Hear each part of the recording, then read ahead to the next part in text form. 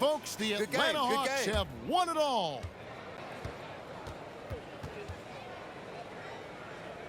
Oh, to be crowned a champion on the road is something else. To win and to do it with a crowd that was so emotional and so into this game, you've beaten the team and you've conquered everything that this great arena holds. Yeah, it's a bittersweet moment for the home crowd.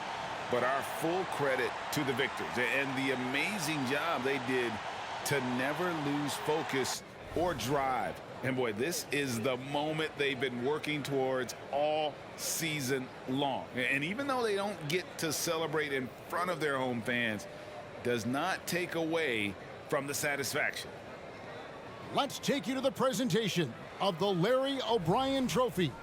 NBA Commissioner Adam Silver doing the honors.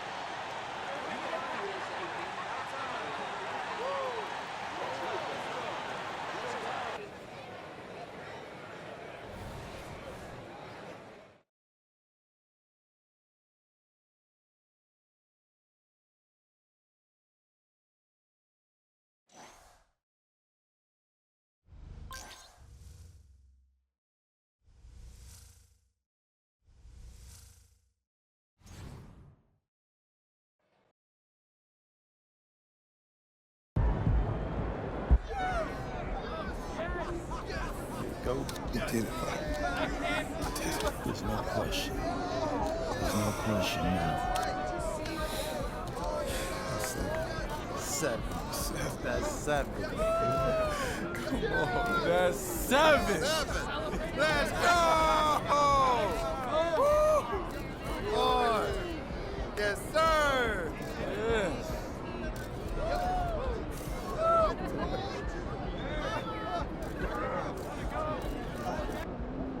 Champ is here, people.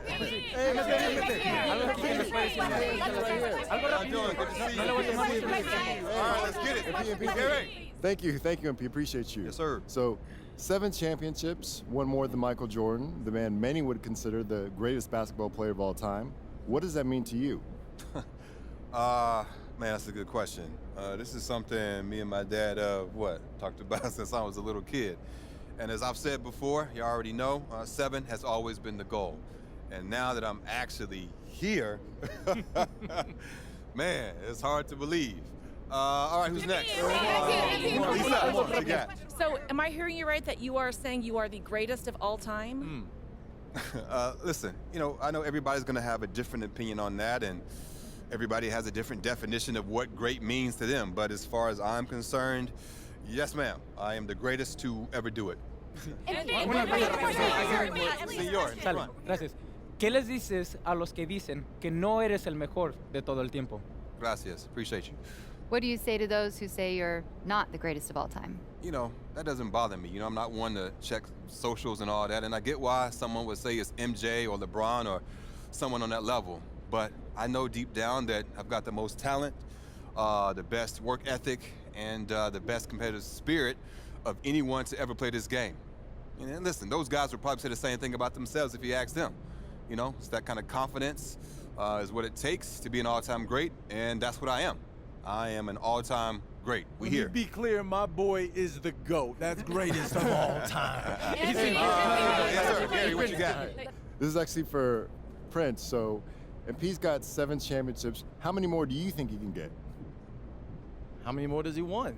Not 8, not 9, not 10, not 11. Listen, going. We're going to talk about it tonight, and we'll let y'all know next time. All right, appreciate your time. Good night. No se puede decir. Good night. Por favor, una pregunta más. ¿Y sí?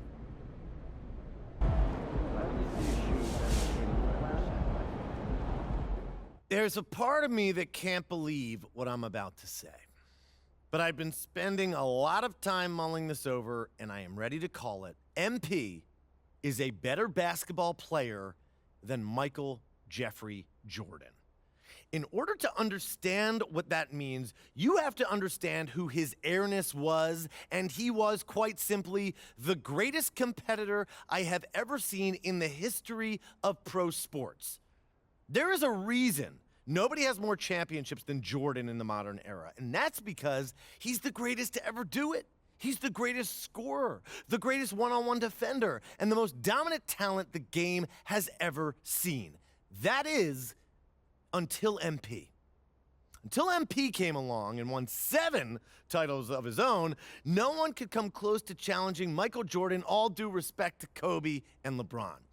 Not only did he win, but he did it with a mesmerizing combination of natural talent and hard-earned skill. His ability to hang in the air longer than his opponents is legendary, but so is his willingness to adapt his game as he aged, and to somehow keep improving even as his athleticism declined. MJ won Finals MVP in all 6 of his championship teams. He led the league in scoring 10 times. Now, you may not agree with my take about his defense, but I dare you to name a better scorer. Upon his retirement, he had the highest per-game scoring averages in history in both the regular and postseasons, and has so many famous clutch shots that I don't even have time to name them all before we go to commercial break. I realize now, as I describe MJ to you, that I keep speaking as if he's still the GOAT. And that's because his greatness is so deeply ingrained in my psyche that I find it almost impossible to let go. But the fact of the matter is, MP is better. I never thought this day would come, but it has. And I can't deny the truth, which is this. For as great as MJ was, MP is better. And if you don't agree with that, well, I kindly invite you to make your own list. But this one is mine, and MP is, without a doubt, the clear-cut #1 GOAT of all time.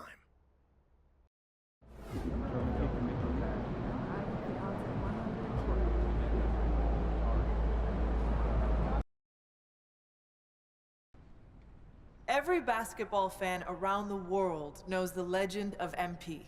Son of Prince, grandson of Truck, fearless competitor, tireless worker, winner. And while the seeds of all of this were planted long before I met him, the MP that I met was, in many ways, still a child. Now, I don't mean that as an insult. When he first walked into my office, he was only 19 years old. How many of you were fully formed adults at 19, huh? Shaq? I'm looking at you specifically, buddy.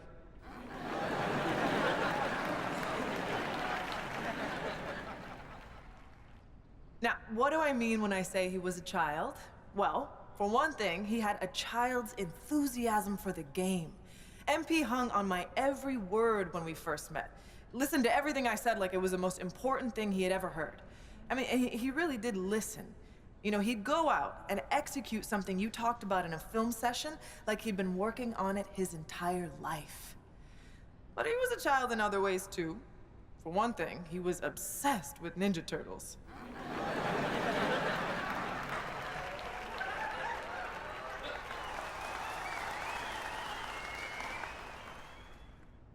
I'm serious. He had the figurines and everything. He said they'd be worth a lot of money one day, but I'm pretty sure he played with them when no one was watching.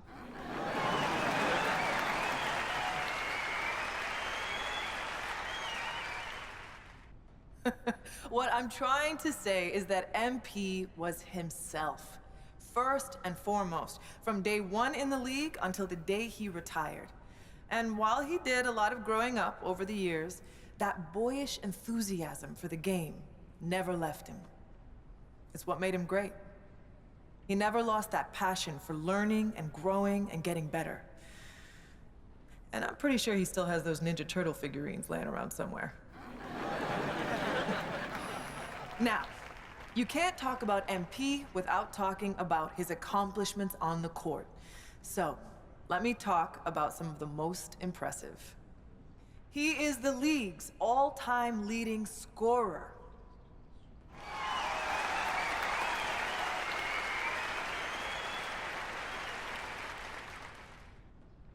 In a game defined by who can make buckets and who can't, MP was the greatest bucket getter of all time.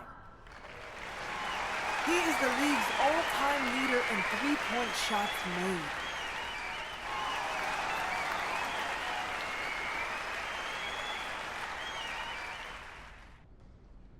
Nobody ever shot it from downtown like my guy MP, and nobody ever will.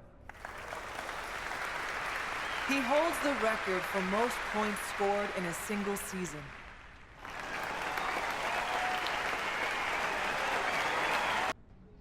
That's right. He scored more points in a single year than Wilt. More than MJ, more than LeBron, more than whoever your favorite's favorite is. MP was that dude. He holds the record for assists in a single season.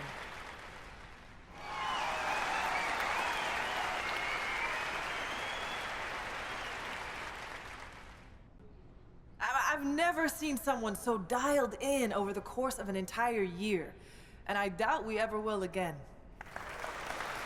He holds the record for three-pointers made in a single season.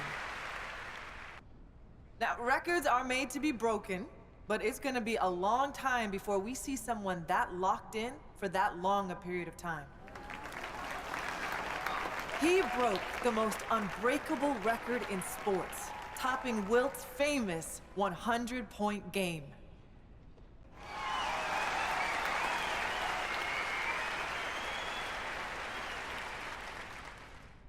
I mean, come on! Will anyone who witnessed that masterpiece ever forget where they were when they saw it? I know I won't. I mean, I happen to have the best seats in the house, but still. Look, I could go on and on about the greatness of MP, but I know he likes to do that too. So, rather than step on all of his toes, allow me to introduce the man you are all here to see, the legend, the GOAT, MP.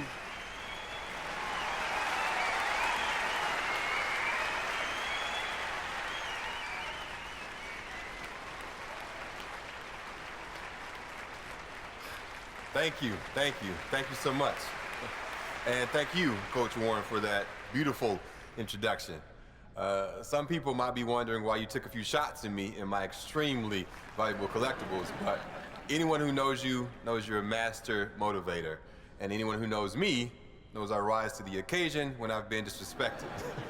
So once again, thank you. Thank you from the bottom of my heart for helping me unlock the best version of me.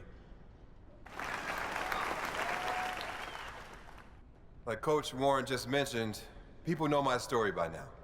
They know about my grandpa, the late, great Truck. They know about my father, Prince, and how he joined the league as a cocky kid, but left a champion. But what they might not know is that throughout my career, me and my dad would have these sprawling conversations late into the night, where we talk about the history of the game and my family's place in that history.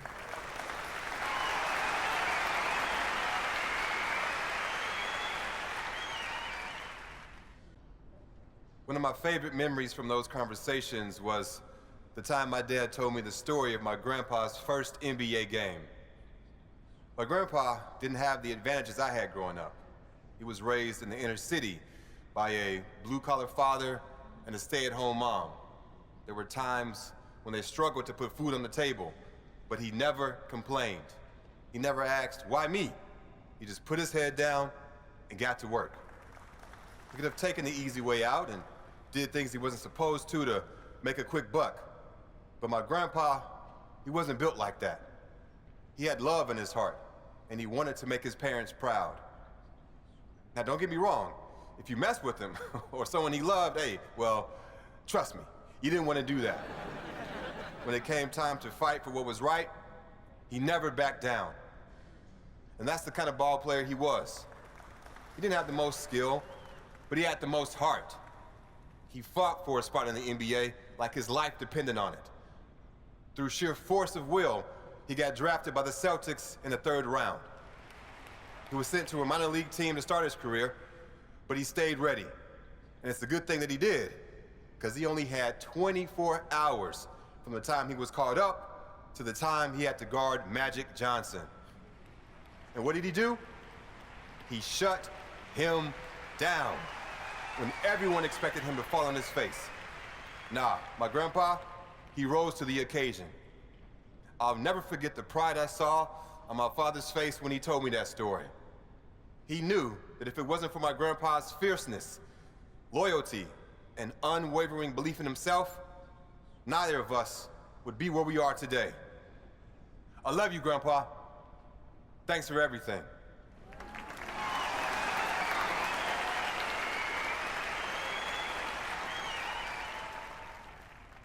One of my favorite moments from those conversations was when my dad told me about the game that my grandpa outdueled Michael Jeffrey Jordan. Everyone remembers Truck as a defensive force, a great locker room guy, a valuable veteran mentor who showed young guys the ropes. But what most people don't remember is that the man could hoop. And that wasn't his strength, but when he felt like the team needed it, he wasn't afraid to get into his bag. If you don't believe me, watch the game. For those who need a refresher, the Pistons lost their first 3 matchups with the Bulls that year, and Coach Daly was sick of it. So during the 4th game, when MJ went out for 11 of the Bulls' first 12 points, my grandpa got the call to come in and knock MJ around a little, bad boy style. But Grandpa had other plans. He knew that what the team needed that day was for someone to go toe-to-toe with his airness. And by the time the dust settled, defensive stalwart Truck had outdueled the great Michael Jordan. The thing that I love about that story is that it shows a side of my grandpa most people didn't get to see. He sacrificed for his family, and he was a really serious guy, but he loved life, and he loved the game of basketball. And every once in a while, that fun-loving guy would come out of his shell and show the world that you can't pigeonhole someone, no matter how well you think you know them. One of my favorite memories from those conversations was the time that my dad told me about his first game against the late, great Kobe Bryant. People might remember that my dad was on fire that game, and you might expect him to be proud of that. But it turned out to be the worst thing for him, because it gave him too much confidence. You need to believe in yourself to make it in this league, for sure. But the flip side to that is, you have to stay hungry. And sometimes, when you get early success, it can go to your head. That's what happened to my dad. He took his foot off the gas and was left behind. For a little while, anyway. The great thing about this story is it ends in triumph.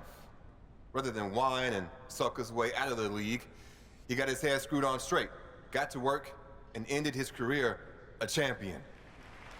Growth isn't linear. When you think things can only go up, they go down. And when you think things can only go down, hey, they go up. My dad learned that the hard way, but he learned it. And that perseverance is something I'll always respect about him. One of my favorite memories from those conversations is when my dad told me about shutting down the great LeBron James in the NBA Finals. I love you, LeBron, don't get me wrong, but this is my moment, so I gotta tell this story.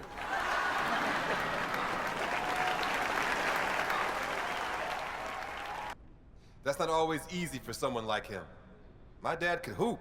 He had everything in his bag.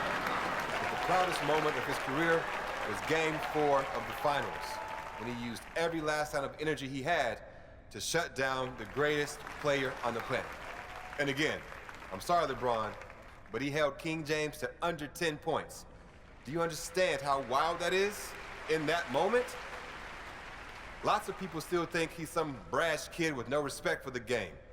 But those who knew him and love him like I do understand that he's a human being, one who learned from his mistakes and came out on the other side a better ball player and a better human being.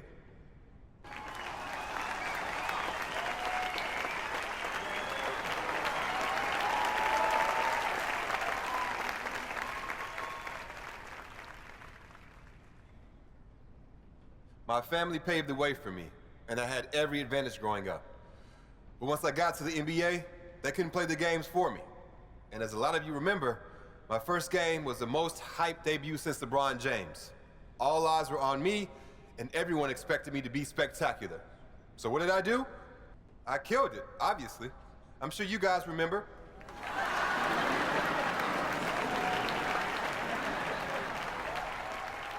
20 million people watched that game.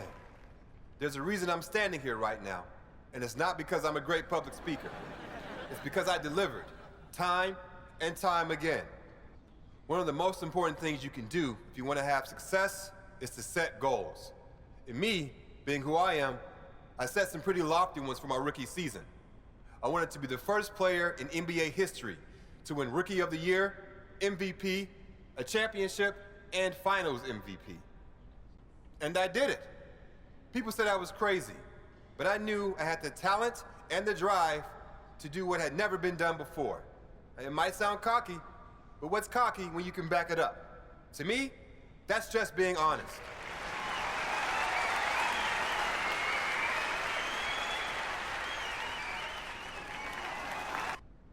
When people talk about my career, one of the first things they mention is how many championships I've won. And when I meet people for the first time, one of the most common questions I get is, what's it like to have more championships than Michael Jordan or LeBron James? Most people think I'll talk about the glory, the money, the fame. But when I think about those championships, I think about the people I shared those moments with. Winning means nothing if you have no one to share it with. So I'd like to thank every teammate, every coach, every friend, every family member, and every mentor who was there for me during my playing days. Without you all beside me, the winning wouldn't mean a thing.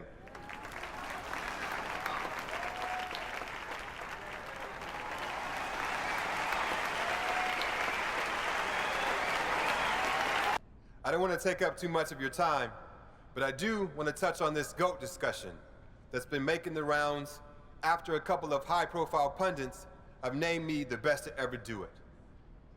On the one hand, it's flattering. When you work as hard as I do at something like this, of course, a part of you wants to be the greatest. But what a lot of people in my situation won't admit is that so much of what I've accomplished comes down to luck. Yes, I made the most of my situation.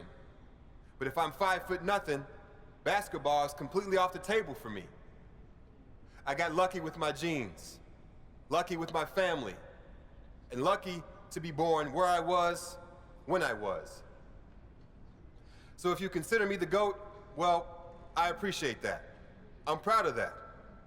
But to all the people in the world who can't do what I do, who aren't rich or famous, I want you to know that you're loved for who you are by the people who matter most. And that's way, way more important than anything you can do on the basketball court.